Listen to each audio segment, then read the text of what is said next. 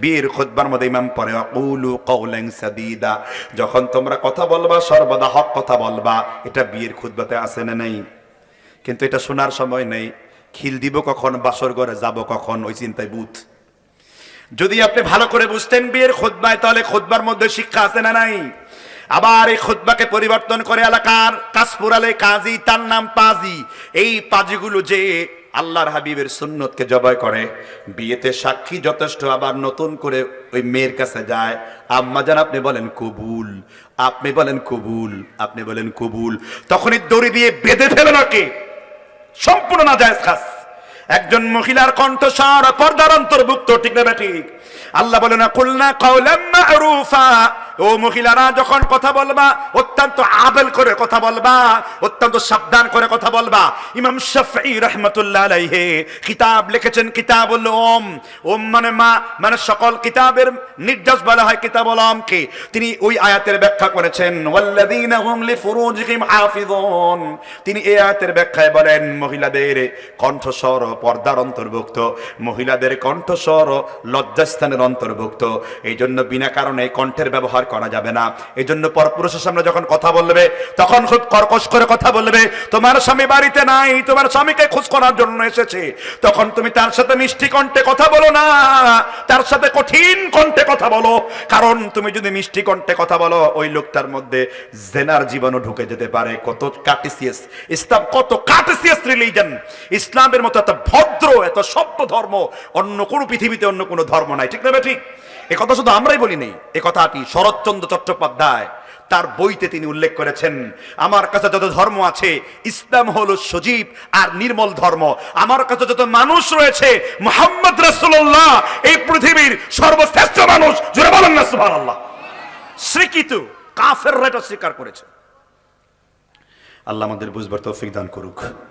তাহলে আমরা যুবকরা চেহারা সৌন্দর্য আমরা খুশবু দিতে পারবো, আর মেয়েরা খাফিয়া লাউনুহু, চামড়া সৌন্দর্য করার জন্য মেয়েরা স্নো মাখতে পারবে। আরো যদি কোনো উন্নতর প্রসাদানি থাকে সেগুলো মাখতে পারবে। তবে এগুলো লাল, এগুলো মেখে র্যাম শোধে ওই সব কাঁপানো টাপানো যাবে না, যা কাঁপায়া তারা টাকা ইনকাম করে। হানি ট্র্যাপে যাওয়া যাবে না। হ্যাঁ, এই চামড়ার সৌন্দর্য করে এইসব কাজ করা যাবে না। আপনি সৌন্দর্য শুধুমাত্র কার জন্য? কার জন্য? বিশ্বনবী বলেছেন একজন স্বামী আর স্ত্রীর মধ্যে কোনো অঙ্গের পর্দা নাই। সুবহানাল্লাহ বলেন। আল্লাহ বলেছেন একজন স্বামী আর স্ত্রী যখন কথা বলবে, ওয়াজআলু বাইনাহু ওয়া বাইনা মাওয়াদ্দাতাও ওয়া রাহমা, একজন স্বামী যখন রাতের বেলায় মহব্বত করে চাদর দিয়ে ঢেকে ফেলে, আসমান থেকে আমার আল্লাহ তাদের মধ্যে মহব্বত তৈরি করে দেন। সুবহানাল্লাহ। এই মহব্বত বৃদ্ধি করে দেন আল্লাহ, ঠিক না ঠিক? কিন্তু অন্য পরপুরুষ যদি তোমাকে দেখে, ও মহিলা ভালো করে শোনো, সৌন্দর্য বয়ফ্রেন্ডের জন্য না, সৌন্দর্য ফেসবুক টিকটকে নাচার জন্য না, সৌন্দর্য ডলার কামানোর জন্য না। অথচ অনেক মেয়েরা এই যৌনতার দিকে ছড়িয়ে পড়েছে, আর বাপ মা অচেতন অবস্থায় ক্লিপ লিঙ্গ হয়ে ঘরের মধ্যে পড়ে আছে। এইরকম মা বোন যদি ঘরের মধ্যে থাকে, ওই বাড়িতে জাহান্নাম আছে না নাই? এই মাইকের আওয়াজ যদি কোনো মায়ের কানে চলে যায়, কোনো মহিলার জন্য টিকটকে অংশগ্রহণ করা, লাইকি, তারপরে আরো বিভিন্ন অ্যাপসের মধ্যে বিভিন্ন ভাবে নাচানাচি করে ভিডিও আপলোড করা, এগুলো শুয়োরের মাংসের চাইতে, খারাপের চাইতে বড় হারাম, ঠিক না ঠিক? জুড়ে বলেন।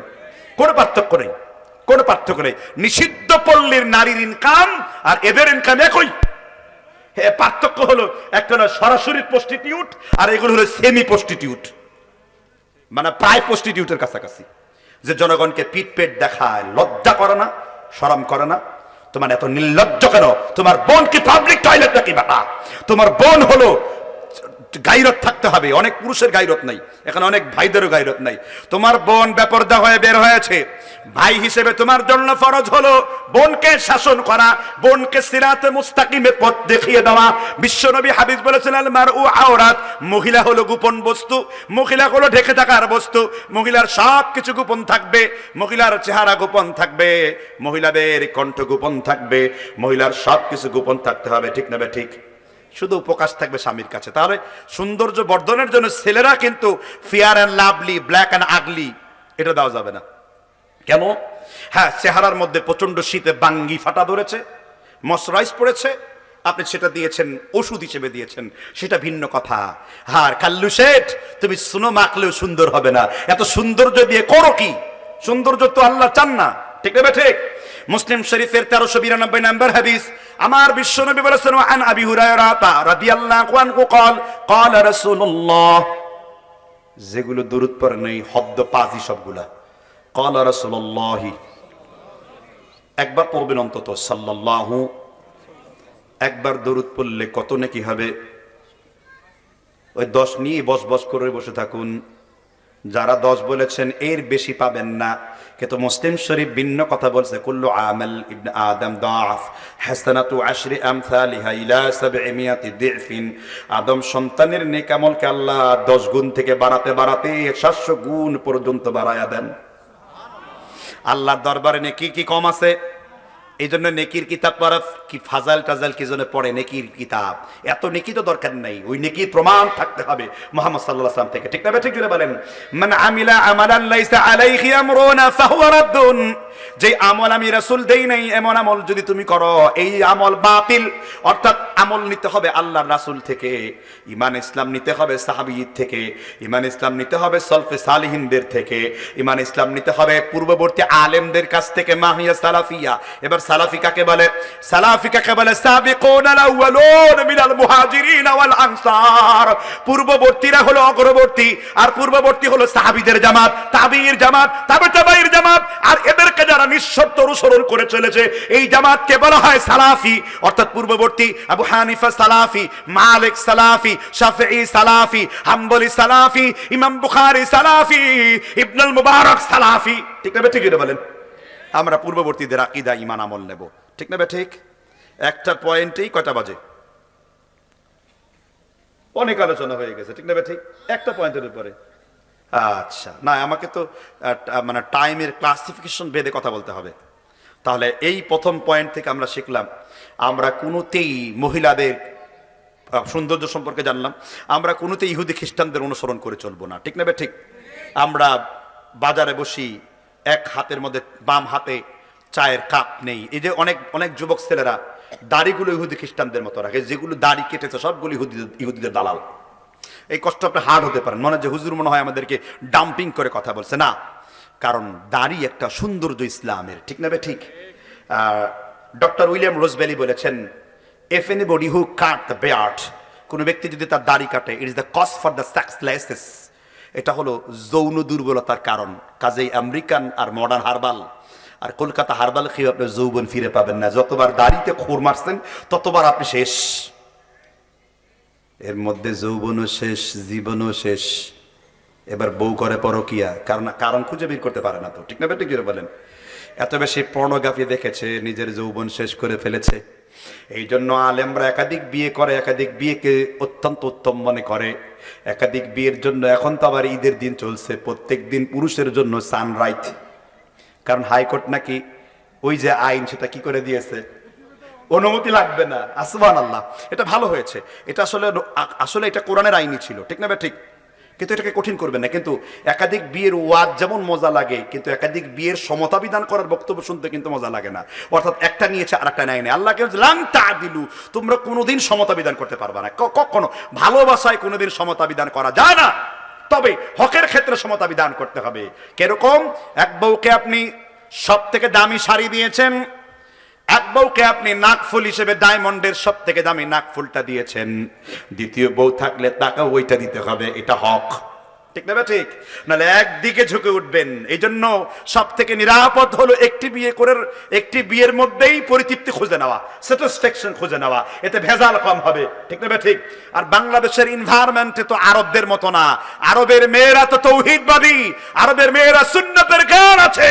সৌদি আরবের মেয়েরা লম্বা খিমার পরিধান করে হাঁটে, তারা আকীদা সহিহ হওয়ার কারণে, তারা দিন বুঝে। আর বাংলাদেশের মেয়েরা শিখে ভারতের হিন্দুয়ানি মেয়েদের কাছ থেকে। ঠিক কিনা বলুন? এই জন্য আরবের মেয়ের মতন বাংলাদেশের মেয়েরা কোনোদিন হবে না। বাংলাদেশের মেয়েরা অত্যন্ত ডিস্টার্ব, আর আরবের মেয়েরা তারা তৌহিদের ক্ষেত্রে, আল্লাহ এবং তার রাসূলের মানার ক্ষেত্রে অত্যন্ত ফরওয়ার্ড। সুবহানাল্লাহ বলেন। এই জন্য আরবের লোকেরা কেন আজনবীকে বিয়ে করে না, এটা একটা কারণ। সংস্কৃতি, ট্র্যাডিশন। অর্থাৎ একজন আহলুল আরবের মেয়ের মর্যাদা মর্তবা একজন আরবি দিতে পারবে। বুঝতে পারছেন কিনা? তবে যারা আরবে থেকেছেন, তাদের সাথে সোহবতে থেকেছেন, তাল্লুক রেখেছেন, সম্পর্ক রেখেছেন, তারা ভিন্ন কথা। তাছাড়া এটা কিন্তু খুবই গতির পথ, ঠিক না ঠিক? তাহলে আমরা যে পয়েন্টে ছিলাম, আমরা ইহুদি খ্রিস্টানদের অনুসরণ করবো। দাড়ি রাখার হুকুম কি ইসলামে? দাড়ি রাখা কি, আমি দুই রকম ফতোয়া দেখতে পাচ্ছি, সুন্নাত আবার কি ওয়াজিব। এবার ক্লিয়ার করে বলেন তো দেখি, দাড়ি রাখা হুকুম কি? দাড়ি রাখায় দুইটা বক্তব্য রয়েছে। সালাফদের বক্তব্য ফিকহ ও সুন্নাহর মধ্যে সৈয়দ সাবেক কোট করেছেন, আলবানী তাহকিক করে দিয়েছেন। একদল উলামার মতে দাড়ি রাখা হলো ফরজ। আবু হানিফা, মালিক, শাফঈ, হাম্বল, মুফতাবিহিল কওল ওয়া আলাইহিল ফাতওয়া, চার ইমামের মতন দাড়ি রাখা হলো ওয়াজিব। দাড়ি কাটা হলো গুনাহে কবিরা। দাড়ি কাটা কি গুনাহে কবিরা? এখানে অনেক যুবকের আছেন তারা দাড়ি রাখতে পারেন না। একবার দাড়িতে খুল লাগিয়েছেন, আপনি জাহান্নামে নিজের স্থান ঠিক করে নিয়েছেন। আর আমার বক্তব্য শুনে কোনো যুবক যদি মনে করে আমি একজন সত্যিকারের পুরুষ, মহিলার মতো আর বেশভূষা ধারণ করব না, তাহলে আল্লাহর হাবিব সাল্লাল্লাহু আলাইহি সাল্লাম বলেছেন, ইবনে মাজার হাদিস 4001 নাম্বার, তাইব মিনাদ দামবি কামাল্লা দামবা লাহু, আল্লাহর কোনো বান্দা যদি গুনাহ থেকে তওবা করে, আল্লাহ তাকে জন্মভূমির শিশুর মতন পবিত্র বানায়া দেন। আল্লাহর কোন বান্দা যদি এখন বলে আল্লাহ আর জীবনে দাড়ি কাটবো না, তাহলে কবুল করবেন কে? এজন্য তওবা করে ফেলেন। বিশ্বনবী বুখারী শরীফের 3টে বর্ণনায়, কিতাবুল লিবাস শিষ্টাচার অধ্যায়ের 5071, 5072, 5076 নাম্বার হাদিস, মা আয়েশা থেকে, আবি হুরায়রা থেকে, ইবনে ওমর থেকে বিশ্বনবী মুহাম্মদ সাল্লাল্লাহু আলাইহি ওয়াসাল্লাম বলেছেন, নিঃসন্দেহে তোমরা জুজ্জু শামার ওয়া ফুল্লিহা, তোমরা গুফকে কর্তন করো, দাড়িকে বৃদ্ধি করো, খেলাফুল মাজুস মূর্তি পূজারী মুশরিক এবং ইহুদিদের বিরোধিতা করো। আবার এখানে গুফ কাটার দুইটা মাসালা আছে। একটা হলো আনহাকুশ শাওয়ারিব, গুফকে খুব ছোট ছোট করে কাটা, যেমন আমি কাটছি, খুব ছোট ছোট করে কাটা, এটা সর্বনিম্ন সীমানা। আর এক প্রকার হলো জুজু শাওয়ারিব, অর্থাৎ অল্প পরিমাণ সামান্য একটু গোফ রাখা, সামান্য একটু কি রাখা, গোফ রাখা। এই দুইটা হলো হালাত। আবার অনেকে কুদাল দিয়ে মুসকে চেঁচে ফেলে, ব্লেড দিয়ে জম্মের মতন গুফকে চেঁচে ফেলে। এই চেঁচে ফেলাটা খিলাফে সুন্নাহ। যদিও আব্দুল্লাহ ইবনে ওমরের একটা আসার প্রমাণিত, ইমাম শতাব্দীর একজন বিখ্যাত ইমাম ছিলেন, ইমাম হাজম মুহাল্লা কিতাবের মধ্যে একটা দলিল উল্লেখ করেছেন যে গুফ কাটার একটা দলিল পাওয়া যায়। এই জন্য আমরা বেশি কড়া ফতোয়া দিচ্ছি না, তবে অবশ্যই খেলাফে সুন্নাহ, সুন্নতের খেলাফ। কিসের খেলাফ বুঝতে পারছেন তো? আর দাড়ি যারা কাটে, খুর যারা লাগায়, এখানে আহলে দেওবন্দের বিখ্যাত উলামা ইউসুফ লুদিয়ানবী, তিনি তার কিতাব আহসানুল ফাতওয়ার মধ্যে উল্লেখ করেছেন, দাড়ি কাটা হলো গুনাহে জারিয়া। ঘুমিয়ে ঘুমিয়ে দাড়ি কাটার গুনাহ হয়। দেওবন্দীদের ফতোয়া, আমাদের ফতোয়া না। কিন্তু এই ব্যাপারে জাকারিয়া কান্দালবি, এই লোকটা কলঙ্কিত হয়েছে ফাজাইল আমল লেখে, কিন্তু মুয়াত্তা মালিকের বিরাট বড় আরবি একটা সরা লিখেছেন। কিন্তু কি করবেন, পচা মাল বাতাসে বেশি বেড়ায়, বেশি দুর্গন্ধ বেশি ছড়ে বেড়ায়, ঠিক না বেটা? কি বলেন? এত দুর্গন্ধ ছড়িয়েছে যে দাড়ির উপরে একটি ভালো কিতাব, যেটা বিন বাস রহিমাহুল্লাহ পর্যন্ত উর্দু থেকে আরবি করে দেওয়ার পরে তিনি নজরে সানি করেছেন। সুবহানাল্লাহ বলেন। আমরা কোনো বড় আলেমের এলমিয়াতের খেদমতকে ছোট করে দেখবো না। এটা মানে দাইয়াকুন কালবের বৈশিষ্ট্য, অর্থাৎ আপনার প্রশস্ত না, আপনার কলবকে প্রশস্ত করবেন। কারো ইলমের খেদমতকে আপনি সামনে নেবেন, তার ভালো কাজটাকে গ্রহণ করবেন আর খারাপটাকে বর্জন করবেন। তবে দিন কখনো বেদাতির কাছ থেকে নেবেন না। ইন্না হাদাল ইলম দীনুন ফানজুরু, মুসলিম শরীফের 7 নাম্বার পৃষ্ঠায় এসেছে, দিন গ্রহণ করার পূর্বে তার মানহাজ ঠিক আছে কিনা দেখবেন, আকীদা ঠিক আছে কিনা দেখবেন। মানহাজ যদি ঠিক না থাকে, তার থেকে ওয়াজ নসিহত শোনা যাবে না, কারণ আপনি বিভ্রান্ত হতে পারেন, আপনি কোরআন এবং হাদিসের বিরোধীদের পথে চলতে পারেন, ঠিক না? ঠিক যেটা বলেন। আল্লাহ আমাদের হেফাজত করুক। তাহলে আমরা প্রথম পর্বে নিয়েছি, এক, কিসের অনুসরণ করা যাবে না? ইহুদি নাসারার অনুসরণ করা যাবে। তাহলে এখন ইহুদি নাসারার অনুসরণ বাদ দিলাম, তাহলে কাকে অনুসরণ করব? ইহুদি নাসার পরিবর্তে কাকে অনুসরণ করব? একজনও বলতে পারে না। আফসোস। কাকে অনুসরণ করব? আল্লাহ কাকে অনুসরণ করতে বলেছেন?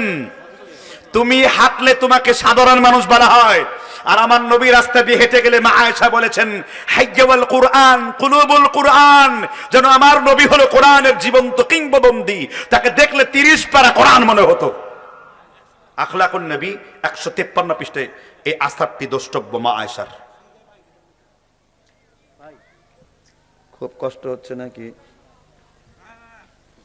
শেষ করে দেব?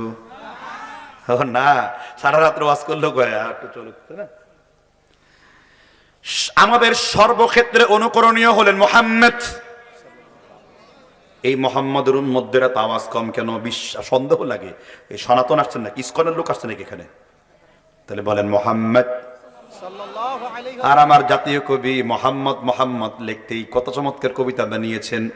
রাসূল ছাড়া কোন মানুষ হয় না যেন প্রিয় তোমার। সুবহানাল্লাহ বলেন।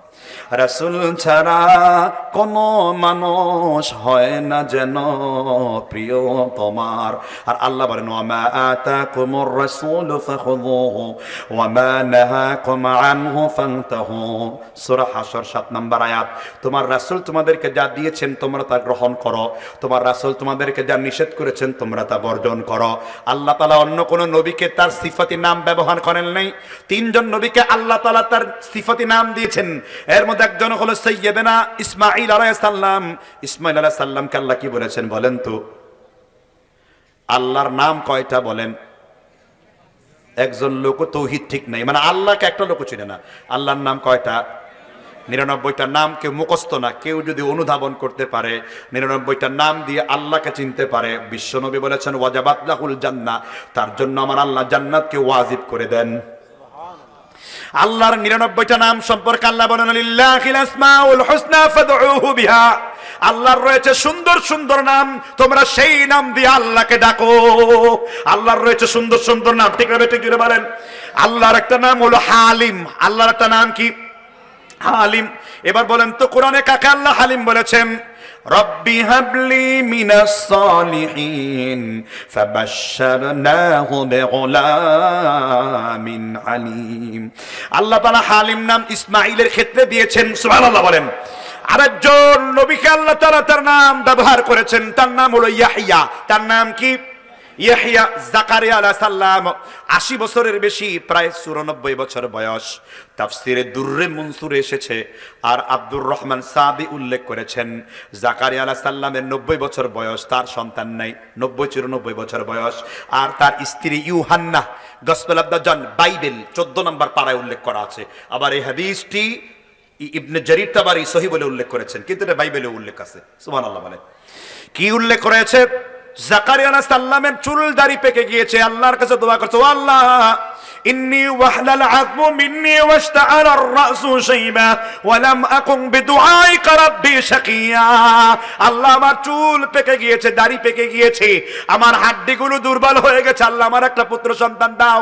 আল্লাহ বলেন ও জাকারিয়া আমি এমন সন্তান দিব যেই সন্তানের নাম আমি আল্লাহ রেখেছি ইয়াহইয়া। সুবহানাল্লাহ বলেন। যে সন্তানের নাম আল্লাহ রেখেছেন, কি নাম? ইয়াহইয়া। কত বছর বয়সে মারা গেছেন? মাত্র একটা মাসআলা বলার কারণে ইয়াহইয়ার গর্দান কেটে ফেলা হয়েছে। একটা মাসআলা দিয়েছেন, মাত্র 28 আর 29 এই বছর বয়সে নবী ইয়াহইয়া আলাইহিস সালাম তিনি বলেছেন যখনই তোমার গর্দান কাটা হবে তখনই তোমার নবীয়তের দরজা দেওয়া হবে। ওই মাসআলা ইয়াহইয়া আলাইহিস সালাম সৎ চাচাকে বিয়ে করা হালাল না হারাম? সম্রাট হেরোদ তাকে জিজ্ঞেস করেছিলেন, তার ভাতিজি বলছে সৎ চাচাকে বিয়ে করা হারাম, কারণ শরীয়তে বাবার দিক থেকে সে কোনোদিন সৎ বলে গণ্য হয় না। এই মূর্খ কতগুলো আমাদের দেশে আছে, একই বাবার সন্তান সৎ ভাই, জুতো পেটা করেনি শয়তানদেরকে, ঠিক না ঠিক? এটা ইহুদি খ্রিস্টানদের পয়দা। কাদের পয়দা? বিশ্বনবী সাল্লাল্লাহু আলাইহি সাল্লামের দাদি কয়জন ছিল বলতে পারেন? সিরাতে হালবিয়া, সিরাতে ইবনে ইসহাক, রাহিকুল মাখতুম, তারপরে আরো রয়েছে সিরাতে রাহমাতাল লিল আলামিনে এসেছে বিশ্বনবীর দাদা আব্দুল মুত্তালিব 6টা বিয়ে করেছেন। কয়টা বিয়ে করেছেন? 6টা বিয়ে করেছেন। আমাদের সিরাত যদি পছন্দ না হয় আশরাফ আলী থানবী নাসরুত তিব পড়তে পারেন উর্দুতে। আমি মূলত কওমি মাদ্রাসা দেওবন্দ থেকে ফারেক, এই কারণে দেওবন্দের ওলামাদের কিতাব আমার কাছে ভালো আয়ত্ত রয়েছে আলহামদুলিল্লাহ। সাহারানপুরে দীর্ঘকাল খলিলুল্লাহ সাহারানপুরি মাদ্রাসা, তারপরে ইফতা করেছে হায়দ্রাবাদের সাবিলুস সালামে, দীর্ঘকাল সেখানে কাটিয়েছি। জাকারিয়া কান্দালবি তার ছাত্রের সাথে আলহামদুলিল্লাহ আমার ওস্তাদ ছিলেন, এজন্য তাদের ঘরনাটাকে আমি খুব ভালো করে চিনি, তাদের সকল কিতাবের পরিচর্যার কথা আমার জানা আছে। বিশ্বনবীর দাদি তাহলে কয়জন ছিল? কথা বলতে পারেন নাই, যেটা বলেন বিশ্বনবীর দাদি কয়জন? এখনই গুগল পীরকে সার্চ মারতে পারেন, কোন পীর কেউ চরমনাই পীরের মুরিদ, কেউ আটরশির মুরিদ, কেউ দেওয়ানবাগির মুরিদ, কেউ শম্ভুগঞ্জের মুরিদ, কেউ হাজত রাওয়া, কেউ মুশকিলে কোষা, কেউ ফানায়া মিল্লা, কেউ বাকায়া বিল্লা, কেউ মুজাদ্দেদে জামান শাহ সুফি, মাহবুবে খোদা, পীরে খোদা হক্কানি, গায়ে আমার সুলকানি, পীরে খোদা কুতকুতানি। ঠিক না বেটা, জোরে বলেন। আবার কেউ মুক্তমুখ পীরের মুরিদ হতে পারেন। আশরাফ আলী থানভী রাহিমাহুল্লাহ, তার প্রধান 4 জন ছাত্র ছিলেন। আমার বাবাও তার ছাত্র ছিলেন, তার ছাত্রের ছাত্র ছিলেন। হাফিজ হুজুরের ছাত্র ছিলেন আমার বাবা, তার কাছে হেফজ করেছেন। তারপরে আবার শামসুল হক ফরিদপুরি, তিনি তার সত্য প্রকাশ বইতে উল্লেখ করেছেন, একজন মানুষ যদি হানাফি হওয়ার পরেও বুকে হাত বাঁধে, জোরে আমিন বলে, আর যদি রাফাইদান করে, এতে তার হানাফিয়াত বাতিল হয় না, তার হানাফিয়াত আরো বরং পুক্তা হয়ে যায়। সুবহানাল্লাহ বলেন। শুধু তিনি বক্তব্য দেন নাই, মামুনুল হকের ভিডিও বক্তব্য এখনো জীবিত। মামুনুল হকের বাপ আল্লামা আজিজুল হক ঢাক্কি রাহিমাহুল্লাহ, সরাসরি বুখারী শরীফ তার কাছে পড়েছি, জামিয়া রাহমানিয়ায় আমি পড়াশোনা করেছি। তখন এই বাড়াবাড়িগুলো আমরা দেখি নাই, কিন্তু ইদানিং যুগে এরকম বাড়াবাড়ি আমাদের সমাজে আছে না নাই? তুমি যেই জোরে আমিন বলো আর যে আস্তে আমিন বলো, দুইটাই তিরমিজি শরীফে আছে। বিশ্বনবী বলেছেন, খাফা বিহা সাউতাহু খাফাযা বিহা সাউতাহু গুফিরা লাহু মা তাকাদ্দামা মিন যামবিহি। কেউ যদি আমিনকে আস্তে বলে, তার পেছনের গুনাহ আল্লাহ ক্ষমা করে দেন। এক হাদিসের পরে আবার রয়েছে, ওয়াইল বিন হুজুর বর্ণনা করেছেন, রাফা বিহা সাউতাহু গুফিরা লাহু মা তাকাদ্দামা মিন যামবিহি। আর কেউ যদি আমিনকে জোরে বলে নেন, তার পেছনের গুনাহগুলোকে আল্লাহ ক্ষমা করে দেন। কিন্তু দুই আমিনের মধ্যে কোনো ঝগড়া নাই, কিন্তু আপনার বাংলাদেশের মসজিদে কিলাকিলি আছে না নাই? এই জন্য আমি স্পষ্ট করে বলবো, দুইটাকে ঠিক রেখে একটাকে আমল করেছি। যদি আমার জোরে আমিন বলার হাদিস সহিহ হয়ে যায়, তাহলে আমার ইস্তিহাদ আপনার চাইতে শক্তিশালী, আমি পূর্ণাঙ্গ সওয়াব পাবো, সুন্নত আদায় হবে। আর আপনার ইস্তিহাদ যদি দুর্বল হয়ে যায়, আপনি অর্ধেক সওয়াব পাবেন, কিন্তু সুন্নত আদায় হবে। কারণ আল মুজতাহিদ ইখতি ওয়া ইউসিফ, শাহ ওয়ালিউল্লাহ মুহাদ্দিস দেওলভী হুজ্জাতুল্লাহিল বালিগার মধ্যে লিখেছেন, হানাফি মাযহাবের ইফতা পড়তে গেলে 6টা কিতাব উল্লেখযোগ্য। রাসমুল মুফতির 14 নম্বর পৃষ্ঠায়, কাওয়াইদুল ফিকহের 3 নম্বর পৃষ্ঠায়, মোল্লা আলী কারি মিরকাতুল মাফাতের 1 খণ্ডের 80 নম্বর পৃষ্ঠার মধ্যে, আল্লামা আনোয়ার শাহ কাশ্মীরি ফাইজুল বারি আলা সহিহুল বুখারীর মধ্যে তিনি উল্লেখ করেছেন, আল মুজতাহিদ ইখতি ওয়া ইউসিফ, গবেষক কখনো ভুল করতে পারেন, আবার গবেষক কখনো সঠিক করতে পারেন। সুবহানাল্লাহ বলেন। আমরা কোথা থেকে কোথায় চলে যাচ্ছি, ঠিক না? ঠিক। একটা ইলমি কথা আসলে সেই কথা তাশরীহ, ব্যাখ্যা দিতে হয়। রাসূলুল্লাহর দাদি কয়জন? এর মধ্যে Rasul 3 number, Abbas 5 number, Abbas 6 number, আর রাসূলের কলিজার টুকরা চাচা আমির হামজা 5ম দাবির ঘরে ছিল। রসুল তাদের সৎ চাচা পরিচয় দিয়েছেন? বলেন। রসুল কোনদিন বলেছেন এরা আমার সৎ চাচা? দাবি ভিন্ন, দাদা। এই জন্য শরিয়াত হলো উসুল, উসুল হলো ফোরা হলো বাবার দিক থেকে আসে। সুতরাং নিজের একই বাবার সন্তানকে সৎ ভাই বলে এই ঘৃণিত কথাবার্তা একেবারে দাফন করে দিন। বুঝতে পারছেন কিনা? কোরআনে সূরা ইউসুফ আলাইহিস সালামের ভাইদেরকে ভাই বলেছেন, সৎ ভাই বলেন নাই। ইদ ক্বালা ইউসুফ লিআবিহি ইয়া আবাতি ইন্নী রাআইতু আহাদা আশারা কাওকাবা ওয়াশ-শামসা ওয়াল কমারা রাআইতুহুম লি সাজিদিন। সুবহানাল্লাহ বলেন। সূরা ইউসুফের 4 নম্বর আয়াত আল্লাহ আলোচনা করেছেন। তাহলে আমরা নিঃশর্তভাবে অনুসরণ করব কাকে? একজন লোক উত্তর দিতে পারে না, মানে রাসূলের নাম বলবে কিভাবে? দুনিয়ার চান্দাবাজ নেতার পিছনে ঘুরতে ঘুরতে জীবন নষ্ট করে ফেলেছো। দুনিয়ার এমন ভুয়া নেতার পিছনে দৌড়ে লাভ কি, যার নেতৃত্ব মুহাম্মদ রাসূলুল্লাহর আনুগত্য অনুযায়ী হয় না, এমন নেতার পিছনে জীবনও একদিন সময় দিব না। ঠিক না? ঠিক করে বলেন। আমি অমন নেতার অনুসরণ করব যেই নেতাকে মানলে জান্নাত। এই জন্য আমার নেতা একজন, আমার পীর একজন, আমার ওলি একজন, আমার মুর্শিদ একজন, আমার নেতার নাম মুহাম্মদ সাল্লাল্লাহু। এই জন্য কোরআনে আল্লাহ সূরা বানী ইসরাঈলের 71 নম্বর আয়াতে বলেন, ইয়াউমা নাদউ কুল্লা উনাসিম বিইমামিহিম, কিয়ামতের দিন সকলকে তার নেতা সহকারে ডাকা হবে। ইবনে কাসির এই আয়াতের ব্যাখ্যায় বলেছেন, হাদা আকবার লিশারফিন, যারা সহিহ হাদিসকে মেনে চলে, যারা নবীর সুন্নাতকে মেনে চলে, যারা সঠিক ইসলামের উপর চলে, যারা ইমাম আবু হানিফার উসুলের উপর চলে, ইদা সাহাল হাদিসু ফাহুয়া মাযহাবি, হাদিস যখন সহিহ পাবা ওটাই আমি আবু হানিফার মাযহাব। যারা এই মতের উপর চলে, যারা বিশ্ব নবীকে অনুসরণ করে চলে, তাদের চিন্তা নাই, তাদের শাফায়াতের দরজা আল্লাহ তার নবীকে দিবেন। এই জন্য আমার বিশ্ব নবীকে আল্লাহ শাফায়াতে কুবরা দান করবেন। সুবহানাল্লাহ বলেন। এই জন্য আমার নেতা মুহাম্মদ, আমার নেতা মুহাম্মদ। অন্য কোন নবীকে আল্লাহ এইভাবে ডাইরেক্ট বলে নাই মুহাম্মদ রাসূলুল্লাহ। অন্য কোন নবীর শানে আল্লাহ এমন শব্দ ব্যবহার করেন নাই, কিন্তু আল্লাহর নবীকে আল্লাহ ডাইরেক্ট মুহাম্মদ রাসূলুল্লাহ, মুহাম্মদ আমি আল্লাহর রাসূল বলে পরিচয় দিয়েছেন। অন্য নবীদের বেলায় আল্লাহ ইঙ্গিত দিয়েছেন, আর মুহাম্মদকে আল্লাহ ডাইরেক্ট রাসূল বলে পরিচয় দিয়েছেন। কি জন্য? এই আপনাদের এইখানে প্রধান বক্তা আমি না, ঠিক না বেঠিক? প্রধান বক্তা কি প্রথমে এসেছে না সবার শেষে এসেছে? এই জন্য বিশ্বনবী বলে আনা যাবিহাতাইন, আমি দুই জাবিহের সন্তান, আনা সাইয়্যিদু ওয়ালদ আদম লা ফাকরা লাহু, আমি সব নবীদের নেতা, এতে আমার কোনো গর্ব নাই। আমি ঈসার নেতা, মুসার নেতা, কিয়ামত পর্যন্ত আমি বিশ্বনবী। বিশ্বনবী স্পষ্ট বুখারীতে বলেছেন আনা খাতামান নাবিয়্যিন লা নাবিয়্যা বা'দি, আমি তোমাদের মধ্যে সর্বশেষ নবী, আমার পরে কোনো নবী আসবে না। এই কথা বলার পরও উত্তরবঙ্গে ওই যে কাদিয়ানীদের মার্কাজ কি করে থাকে, হিজবুত তাওহীদের মার্কাজ কি করে থাকে, ইহুদি খ্রিস্টান দালালরা বাংলাদেশে কি করে থাকে, তাদের বিরুদ্ধে আমাদের আন্দোলন আছে না নাই? যেখানে এইসব অবন্ধ থাকবে ওখানে আন্দোলন করতে হবে, দুর্বারভাবে তাদের প্রতিরোধ করতে হবে, ঠিক না বেঠিক? যদি বলেন আপনার সাথে আমার সামান্য কিছু বিষয় নিয়ে ইখতিলাফ থাকতেই পারে, ইসলামের বড় কোনো বিষয় নিয়ে কোনো ইখতিলাফ নাই। আহলে সুন্নাহ ওয়াল জামাতের আকায়েদের সাথে কোনো দ্বন্দ্ব আপনার সাথে আমার নাই, ঠিক না বেঠিক? যদি বলেন আমরা সুস্পষ্ট বক্তব্য দিচ্ছি আপনাদের উদ্দেশ্যে। এই জন্য যদি ইহুদি খ্রিস্টানদের কাছ থেকে ফিরে থাকতে চান, একমাত্র নিঃসন্দেহ অনুসরণ করবেন কাকে?